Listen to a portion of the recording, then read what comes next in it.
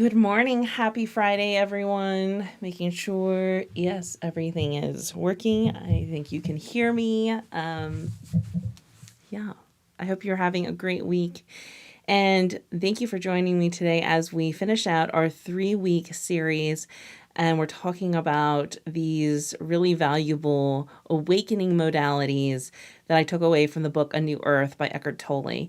And the inspiration for a 3-part series is the book club on the podcast, which is this group of amazing individuals who came together and committed to reading 10 pages a day to get through 4 books over essentially a 4-month period. And then they came together on a weekly basis and let me record all of their discussions as they were actively processing and growing from those books.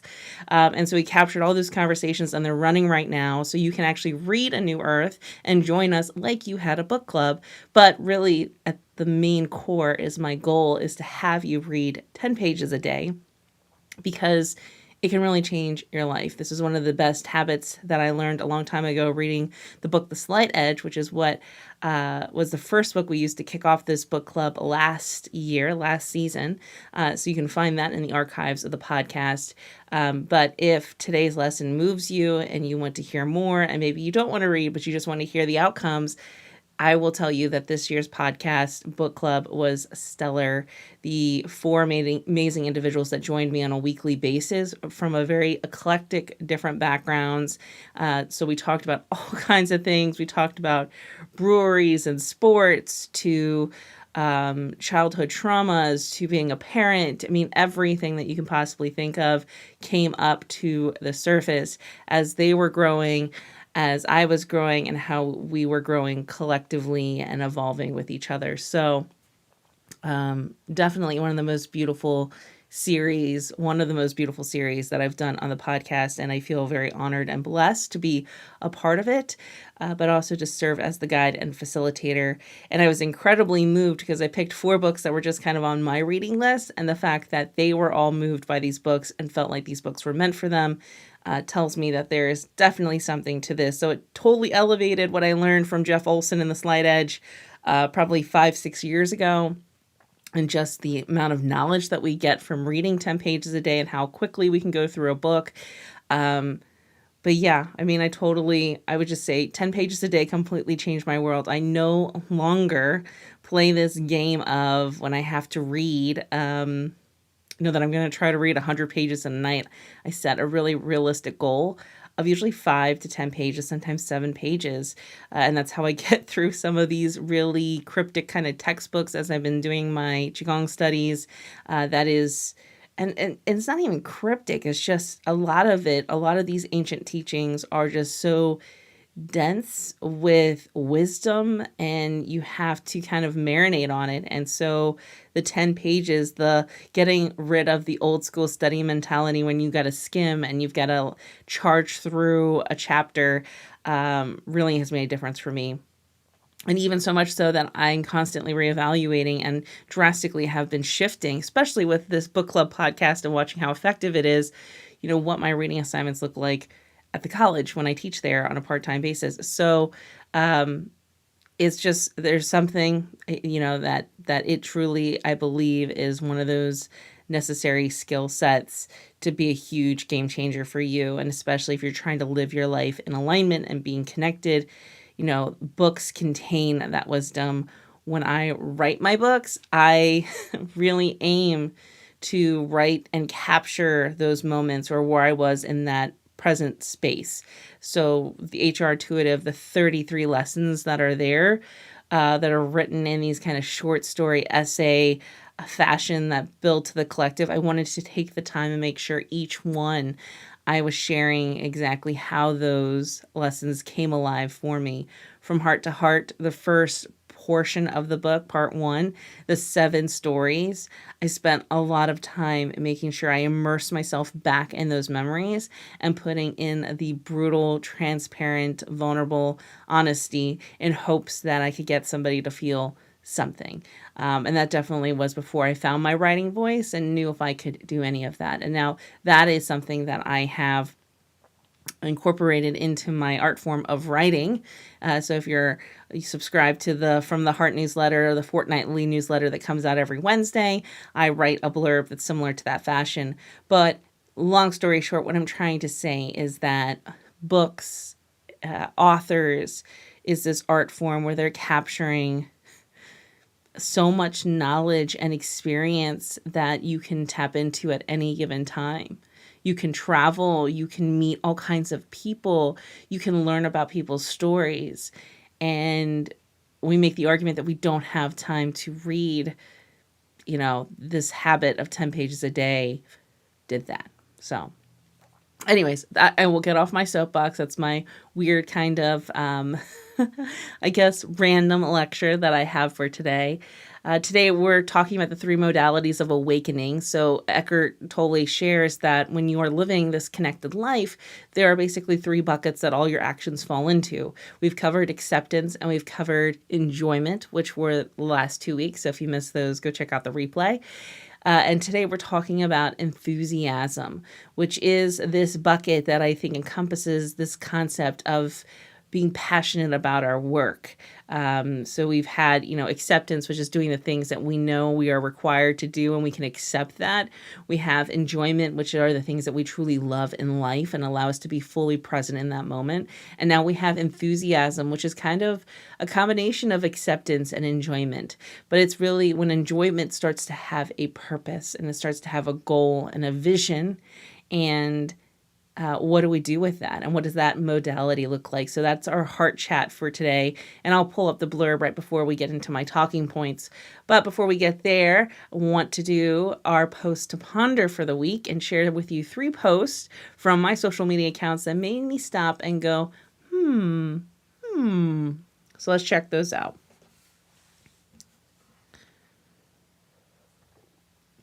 All right, so let's check out post number 1, which is slowly coming.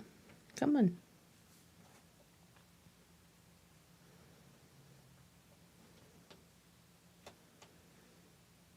All right, hold on.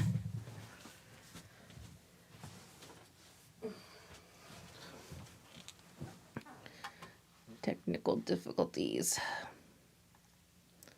It's all good. Oh no.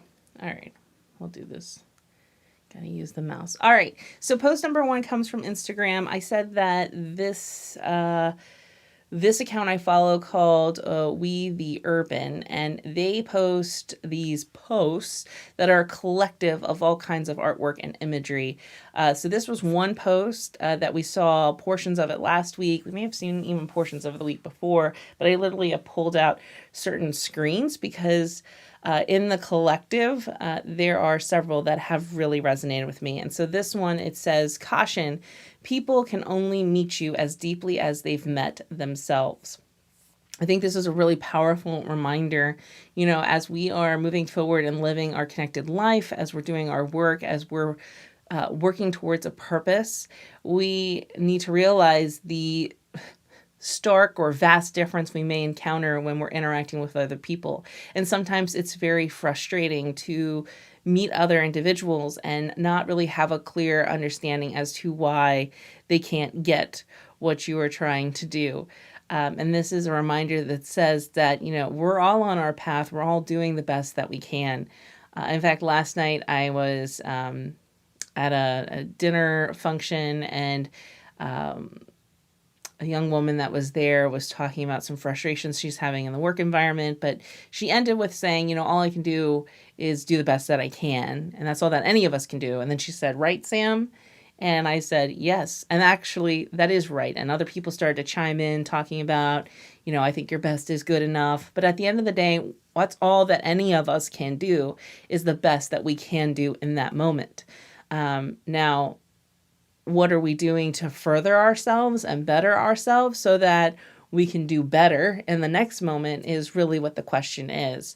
But at the end of the day, when you're interacting with people, those interactions can only go to the place where they've done the work, the way that they can show up at their best. And that might be very different than the way that you show up at your best. So All right. Post number 2. This is from the account Glass Full on gentleness. This week I tried to force my tired self to go for a walk. I went for a bit, and though I was glad to get the fresh air, I just was not into it. I spotted an open field and decided to lay in the grass and watch the clouds. I think this act of gentleness was probably better for me than trying to unwillingly slog through my 10,000 steps. This hit me in a couple of different ways. Number one, that 10,000 steps, it's a common goal that people have in regards to walking into wellness. And so we see that with all of us tracking on our devices. And so there are these goals that we have accepted as normal standards in our society. Yet those societal norms should not, what is the word? Should not stifle, should not override or get to dictate or cause us to not listen to our body. So, through this entire path, no matter what you're going through, I would say health-wise, physically, mentally, and spiritually, you've got to give yourself grace and you've got to listen to what your body is saying. And there have been countless stories here on the HRart Rise Morning Show that I have shared with you that when I've given myself grace and I have listened, the outcome has been just as powerful, if not more so, than me forcing myself to do whatever that goal is or what I thought was expected of me. So whether that is from canceling appointments because I was not feeling the best, whether that was taking a nap instead of doing a forced practice, whether that was eating a donut rather than an apple, things that we are taught is not right or not heading in the right direction, sometimes are. There's not really a right or a wrong or a good or a bad. It's about balance. Anything that we have labeled in our society as being good for us can totally go in that opposite direction and be bad for us just as well. So, in excess. So I thought this was a really nice reminder. And if you do follow this account, glass.full on Instagram, as she posts pictures of the field that she was hanging out in, and it's quite beautiful. Clearly nature was calling in a different kind of fashion and a healing fashion. This post here is from Mr. Dave Hollis. I've brought this up several times. Brought his account several times. I really am liking things that he is posting. Clearly, wherever he is on his journey must vibe very well with where I am on my journey. I'm not sure if I shared this post again, but regardless, I felt compelled to stick it in our post to ponder for this show. So we're going to just go with it. So Dave posts, "The only route from comfort to growth travels through a ravine of fear. That ravine is like a moat around a castle. It surrounds comfort on all sides. There is no alternative route. There is no drawbridge navigating around it. The only way to the other side is straight through." So, what a powerful thought and vision and image of our castle of comfort being surrounded by a moat or a ravine of fear that we have to cross to grow, to evolve, or we stay in our castle. And I think that is a really interesting picture, because I think a lot of us sometimes feel stagnant. We feel like we're trapped in our whatever our parameters that we've put ourselves in, whatever our box is. And but what is keeping us there is that we don't want to move forward. We don't want to move into a space where there is potentially fear there. So I think that That's just important to know, that there really is no way to evolve or grow without you facing fear. And not just fear of the dark or fear of heights or spiders, but just legit fear of the future, fear of failure, fear of not being worthy, fear of being alone. Those are very huge fears, but they come with growth. They come with uncertainty. And for a good reason. They come from a place where our ego is trying to protect us and trying to say, we don't know what's over there, and so we rather keep you here where we know that things are safe. But what are we missing?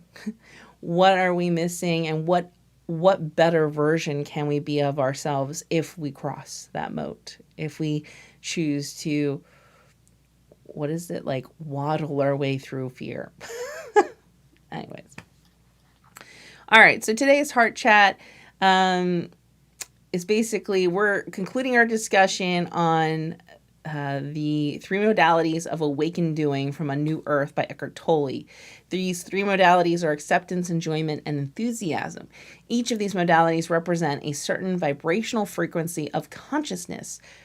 For the last 3 weeks, we've been unpacking these modalities and their vibrational frequency. So today we're talking about enthusiasm. This is the cumulative result of deep enjoyment and vision. Enthusiasm enlightens us to the true definition of being passionate about our work.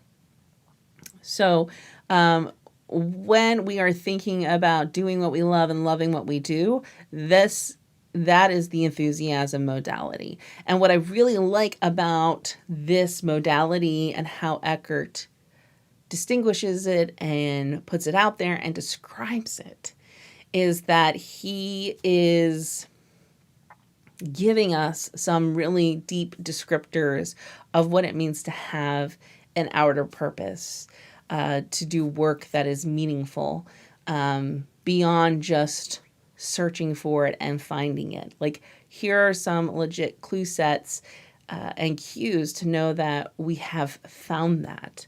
And the other thing that I would say, and I don't know if these are in my points or not, but the one thing that I do want to say is that Eckhart makes it very clear that this modality might not materialize or manifest for you. You might hang out between acceptance and enjoyment, and that's perfectly fine. You cannot force this outer purpose. You cannot force enthusiasm. And if you're trying to do that, you're going to end up one day in a place of not being able to accept it and moving on. So let's talk through these 3 points that I have here. So number 1, consistent creative expression. So how do we tap into enthusiasm is the first piece. So if I want to have enthusiasm modality awaken, if I want to find that outer purpose, Eckhart makes it very clear that the number 1 way to do this is to find a creative outlet. So you've got to be basically, from a neuroscience perspective, fully engaging the entire brain before you can really articulate this vision. You have to have this creative aspect. So for me, when I read this, really helped affirm kind of the design between our leadership ideology program, because creativity was at the core of it. Leadership Arts Associates, when it began, art was in there, not because we were doing arts, but because the creative component, the creative expression, and leaders to find that was necessary for them to connect to their purpose and their why. And when a leader has a outer purpose, a why that's attached to why they lead, they're more inclined to do the things that they need to do, accept the things that they need to do. And it's basically, just cleans up the entire, essentially, pipeline. So this is awesome. So the trick here is to figure out what you need to be creative on a consistent basis. So this, yes, I put art materials on because they can be something as simple as the adult coloring books. If you really kind of jive and you get in there and that's your vibe. It could also be writing. So for me, writing is one of my creative expressions, and I have to find ways to do it consistently. If you paint, if you collage, if you build things, all those creative things are definitely, I would say, more in the traditional kind of bucket when we think of creating, and they totally count here. But what are other ways that you can be creative? Are you creative in the way that you find solutions at work? Are you creative by meditation or your yoga practice, by being able to just be open to possibilities? When we are creative, we are able to let go of control and let in what possibly could be, on so many different levels. And I think that is really core here. So post number 2 is vision. So this is the main way to know if you have activated the enthusiasm modality, is that you have a vision, you have a crystal clear idea of what it is you're after and what you're able to achieve. Personally, I can use my timeline here from Leadership Arts Associates to the Heart Center. When I started Leadership Arts Associates, and for the first 5 years, I did not have a vision. If I was saying it, I was making it up. I was trying to just piece things together. I was probably accepting that this is what I had to do in the moment, because I was required to do that. But as a result, most of my service lines were created because people asked for them. And when they asked, they showed up. If I took something away and they asked, then it came back. January, with April being the official launch, really the clarity around the Heart Center, which is what Leadership Arts has transformed and emerged as and been rebirthed as. That is my vision. And even, yesterday and even various times having conversations about my vision for the organization and us moving forward in our work. But that doesn't mean that we're not required, or we have to accept that we have to do certain things to get to that vision. It doesn't change the fact that I can see crystal clear what's at the end of the tunnel, what I want to make happen. And if anyone ever sat down, or if you want to sit down and have a cup of coffee with me and ask me about that vision for the Heart Center, I can tell you about those big dreams and goals. And that is what's fueling me to do the things that I have to accept doing now, and accept, conquering my fears and traveling out from my comfort castle and going into that moat, because it is scary as an entrepreneur. And when we think about people doing these things and taking risks and how can they just continue down that path, it comes because they have this vision, this clarity. And this is the number one thing I would say, that if you don't have it and you can't see it, your enthusiasm modality probably has not been activated, and just let it go. Like, stop putting pressure on yourself to have this greater purpose. It will happen when it's supposed to happen. And if it hasn't happened yet, then your focus is to be present and focus on joy and sorting through the things that you can accept, which is a beautiful space to be in. And number 3 is this concept of a heightened vibration. So we talked about the fact that all of these modalities have a vibrational frequency, that kind of have a humming that lets you know that you're living your connected life. So as those of you that are practicing becoming more energy sensitive, anytime that you do any of these modalities that we talked over the last 3 weeks, they will have a hum to them. It is different. So the hum during acceptance tasks is not as fun and light and juicy as the one that you get when you're doing your enjoyment tasks.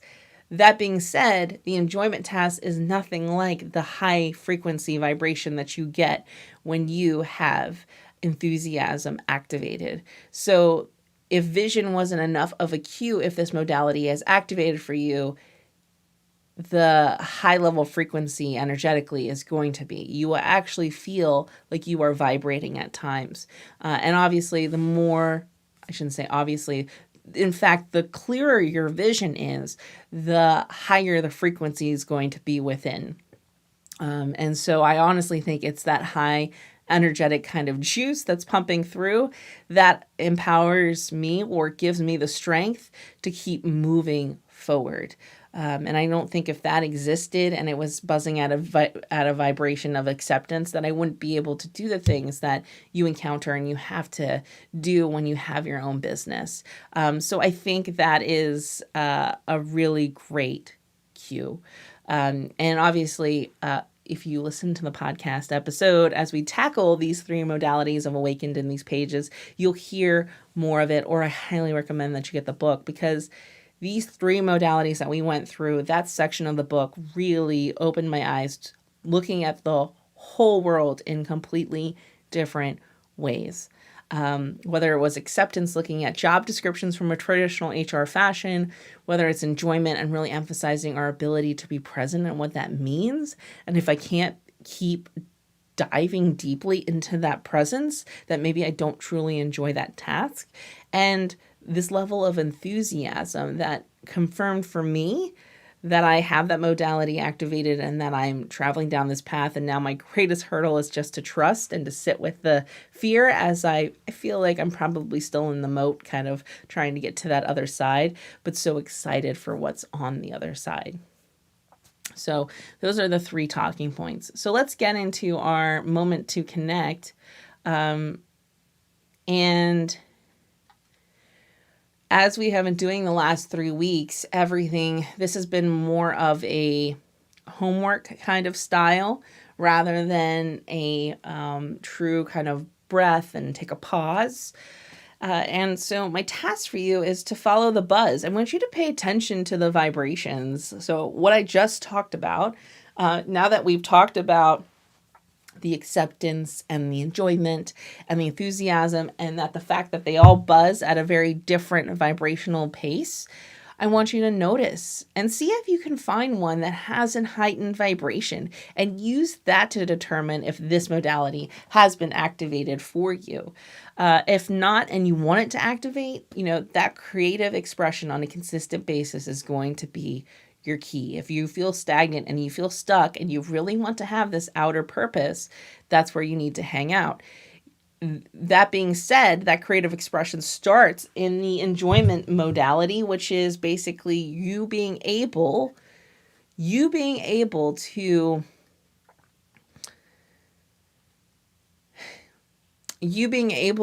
create and enjoy it and be present, because that presence is necessary. There is a gnat that is buzzing around and it's very distracting while I'm trying to share my message. But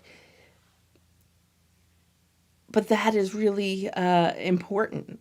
So it's going to start with presence, and presence is where we need to be. And even me, as I'm hanging out in the moat with fear, and even though I have enthusiasm activated, I am trying to hang out in enjoyment and being present and being very mindful of acceptance and really streamlining and combing down my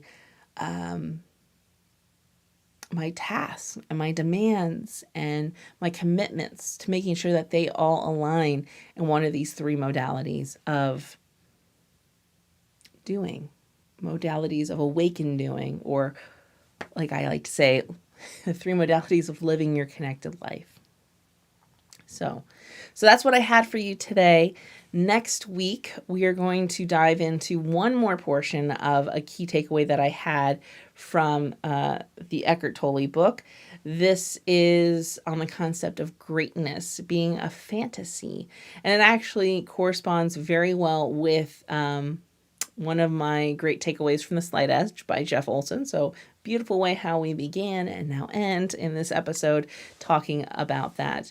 And the last piece that I want to share with you, as we've been talking and streamlining. So here's perfect example of the fact that we are putting into practicum what I was just talking about.